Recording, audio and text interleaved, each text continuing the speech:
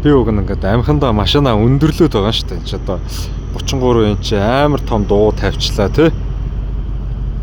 Тэгсэн чинь ингээд хараа хажууд нь байгаа танк 300 хардаа. Болоогүй л байна да миний машин. Тэш нэг тоноглоо болчлоо гэсэн чи болоогүй юм байна. Энэ хажууд нь байгаа нь одоо ямар гээчин танк 300 юм бэ?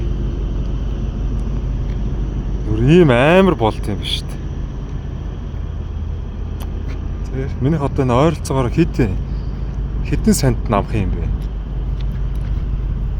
Энэ бараг 20 санд 30 санд орчим авах юм харагдчих шүү дээ. Энэ хажуудлынх нь яг 35 та дугуйтан байна. За тэгээд яг тоногийн амортизатор энтертэй дээшээ бас нэлээд зэгзээс амт байна.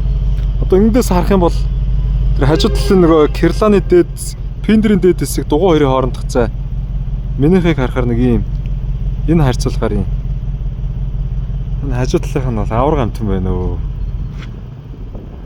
Бас янзын болох боломжтой л юм.